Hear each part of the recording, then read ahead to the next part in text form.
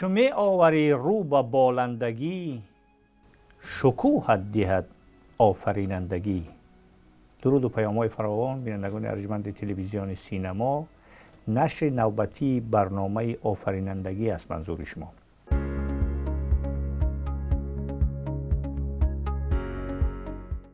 در این برنامه با حضور فیلسوف و دانشمند معاصر ملی عیسی‌الدین شریف زاده در موضوع روز، یک پدیده مهمی سیاسی و مدنی و مفکوروی و دولتی که همه ما و شما شاهدش گشتیم در این اواخر، دقیقاً روز 19 می سال جاری در فرودگاه بین المللی شهر دوشنبه پاره خاک 3 نفر چهره های مطرح ملی و سیاسی و دولتی، نصرت‌الله مخزوم، شیرینشاه شاه تیمور و نیثار محمد و تاجیکستان آوردشتند و در آرامگاه لوچاب دفن شدند. این مراسم از طریق شبکه‌های تلویزیونی و رادیویی و عموماً رسانه‌های خبری ملی و منطقوی روی نوار رفت، نشر و پخش شد و همین حادثه سیاسی فرحبخش ما را وادار کرد که با حضور عیسی‌الدین شریف زاده یک برنامه ویژه در این زمینه تحت عنوان اقدام نوبتی دولتی در زمینه معرفی چهره‌های مطرح سیاسی و ملی راه اندازی کنیم. نامش همینطور ماندیم و یک صحبت در اطراف همین پدیده مهمی که دوشنبه را و عموما تاجیکستان امروز ما را فرا گرفته است صحبت کنیم تا اینکه واقعیتی همین اقدام سریوقتی دولتی که در شخص سرور دولتی ما امام رحمان ظهور کرد اونو یک نوع معرفی کنیم.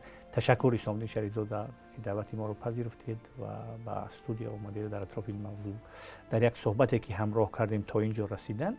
بعضی پهلوهای همین مسئله رو رد و بدل کردیم و از همین جا شروع میکنیم عیسی‌الدین که همین پدیده مهم که در شکل یک برنامه ویژه دولتی ظهور کرد و یک مراسمی رو در خود منسجم ساخت، گواه چی میتواند باشد در این شب و روزی که ما قرار داریم؟ بله و تشکر زیاد و فکر میکنم که واقعا این اقدام نوبتی که از جانب پیشوای معظم ملت گرفته شد این بار دیگر قدرشناسی و بزرگداشتی فرزندان فرزانه ملت رو از جانب پیشوای معظم ملت تاکید می‌ورزد. ببینید این عملی که انجام یافت فکر میکنم برای این شخصیت ها اگر برگردیم، اگرچه ما در طول 35 سال اخیر تنها دولت صاحب استقلال داریم، ولی اگر برگردیم به بنیاد این دولت برمیگردیم باز به سال 24 و 29 و در سال 24 و 29 واقعا همین شخصیت های بودن که دعوا برداشتن، از ماندگاری ملت گفتن و اخیراً هم اگر ببینیم در سال 37 اینها محکوم شدن به خاطر ملیت، به خاطر تاجیکیت و همینطور با توطئه اینها جان خود را از دست دادن و اینها البته شخصیت های اندک نبودن، یعنی اینها کسایی بودن که برای وجود تاجیک و تاجیکستان اینها صدا بلند کردن، اینها دعوا کردن، اینها ایستادگری کردند و اخیراً جان خود را هم از دست دادند، در همین راه جان نثار کردند و این واقعیت را با هم به نوبت گرفتن ما می‌بینیم که البته پیشوای معظم ملت هنوز از همون زمان ابتدایی که روی کار آمدن همیشه ارج گذاشتن نسبت قهرمانان را به یک عمل همیشگی خود تبدیل دادگی هستند.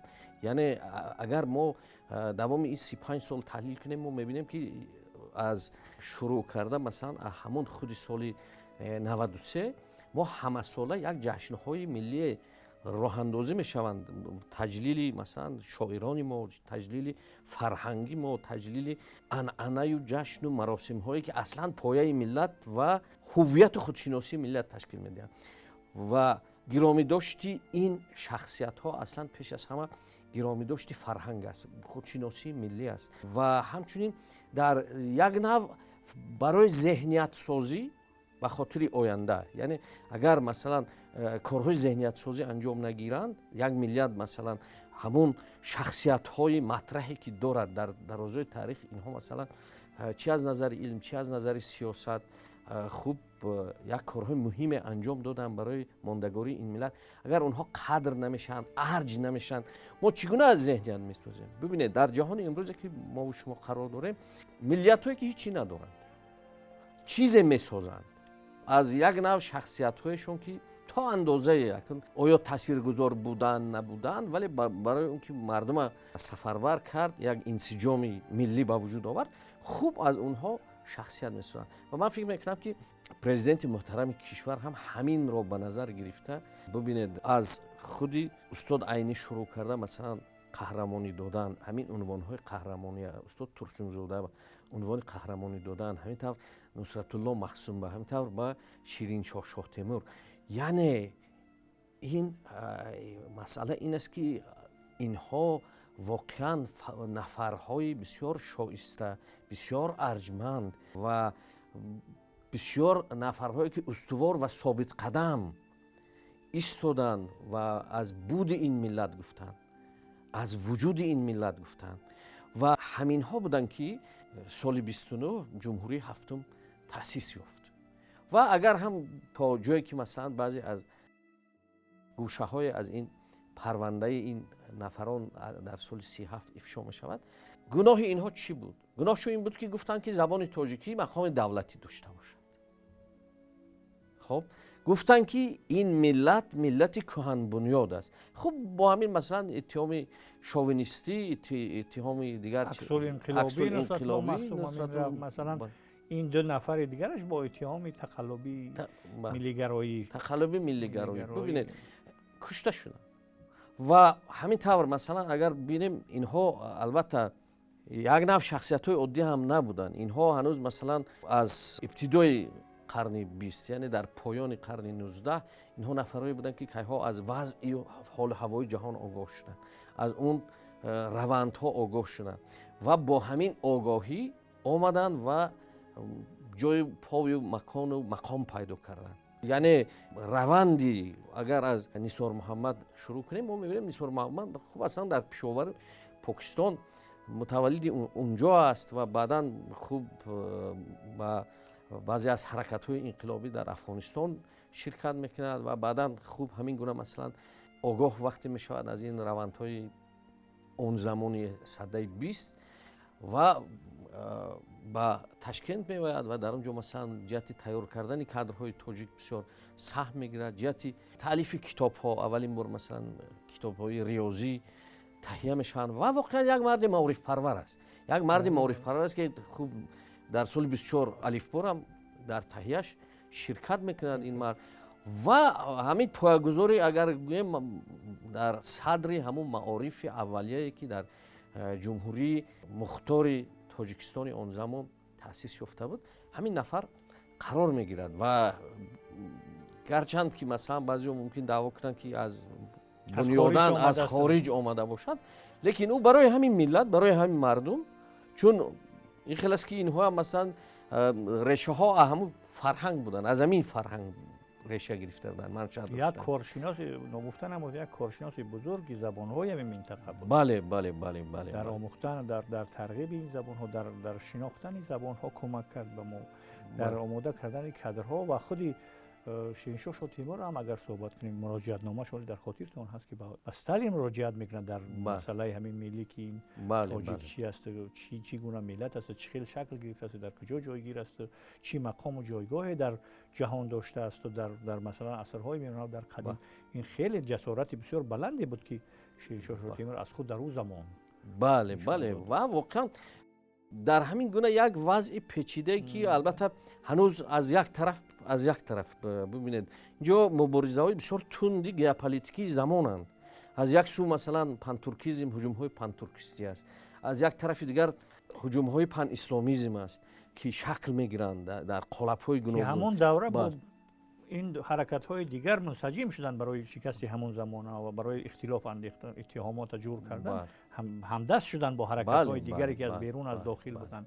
و نکته خیلی مهمی دیگر است که شما عمولی اشاره میکنید، یک سوال هم هست که عامل های داخلی هم در مثلا توطئه هایی که سر اینا کردن موثرند در برابر عوامل بیرونی.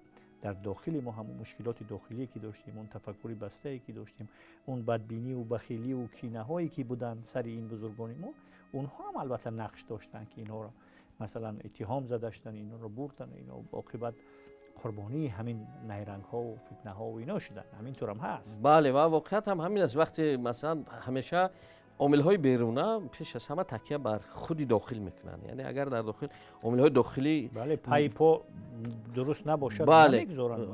عامل های داخلی همون کفش جور میکنن، عامل های بیرونی او را فرو میبرن. این یک چیزی معمولی در پالیتکنولوژی سیاسی جهانی است. ببینید مثلا کارهای زیاد شده است. مثلا ما میتوانیم مثال های زیادی بیاریم در طول تاریخی، مثلا در هند و در پاکستان و حتی مثلا سروزیر وقتی ایران در وقت خودش همین بازی های هم عیناً همین خیلی تشکیل شدگی هستند و همینا اخیراً بعداً قربانی کرده از من برده می شود. به هر صورت اینا سال 57 سفید کرده شدند. بله جانب بله سعودی بله عالی بله. سعودی عالی و در اساس او نامه پروکراتور جنرالی شورا اینا سفید شدند. اکنون سوال دیگر این است که ما در این شرایطی که قرار داریم معرفی همه چهره ها و آوردن خاک اینها باز به تاجیکستان که اقدامی نه تنها سری وقتی بلکه از نظر سیاسی و مفکوروی و هدفگیری دولتی خیلی اقدام بزرگ است در مثلا تربیه نسل ما، نسل نوی صاحب استقلال چی گونه از مقام و جایگاه داشته میتونه.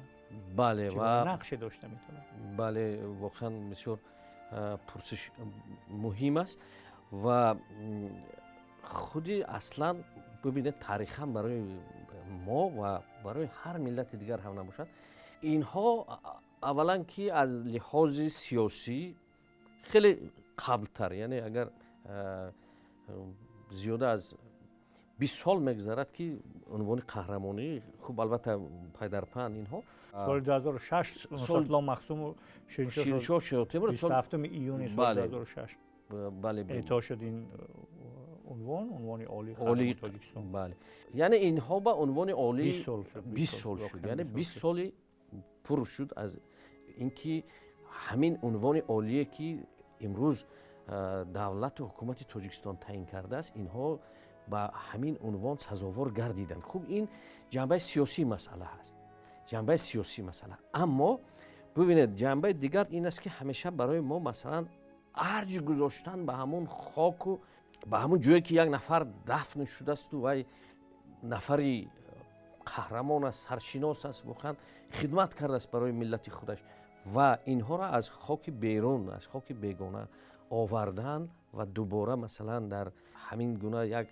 فکر میکنم که آرامگاهی بسیار زیبا که اصلا اینجا نخبه های ملت خاک شدن جابجا کردن، این خود میتواند که یک نوع ایدئال سازی باشد، یک نوع ارجگذاری باشد، یک نوع همین انسامبلی، همین باور کرد یک بسیار ترتیبی بسیار زیبا هست در اونجا جابجا شدگی از استاد ترسونزاده، غفورов و همینطور نصرت الله مخزوم و شیرینشاه شاه تیمور در یک خیلی از نظر استتیکی هم یعنی بسیار خوب طراحی شده است، یک طراحی دیگر است. و اکنون یعنی وقتی که ما وارد همین خود آرامگاه میشویم، همین قهرمانا در یک سمت هستند، در یک شفاعت پهلوی هم قرار دارند و البته من فکر میکنم که اونجا حالا کارهای آبادانی ادامه دارند در بالای هر کدامی از این مرقد این بزرگوارا. حتما پیکره اونها بسیار با مجلا به مثل پیکره غفورov و استاد ترسونزاده که هستند، این پیکره های این دو شخصیت هم گذاشته میشه. در همین جا جنبست کنیم و تأثیراتون از اون دیداری که رفتید و دیدید با اون مثلا وضعی فعلی آرامگاه لوچاک شناسی در برنامه بعدی نمون همراه صحبت میکنیم، ادامه میدیم. بینندگان ارجمند، آنچه که در قالب یک صحبتی البته کوتاه در اطراف این پدیده خیلی مهمی که در قالب یک پروژه بزرگ دولتی انجام گرفت صحبت شد، حتما پیگیری خواهد شد. حتما برنامه‌های دیگری در این زمینه روی کار می‌آیند و پایان برنامه رسیدیم. بار دیگر یادآور می‌شوم که در صحبت ما قرار داشتند فیلسوف و جامعه شناس معاصر ملی عیسی‌الدین شریف‌زاده. تشکر که دعوت ما را پذیرفتید. خوش آمدید. سپاس. پایان برنامه ما هست. روزگار خوشی با مرام و ایام بکام.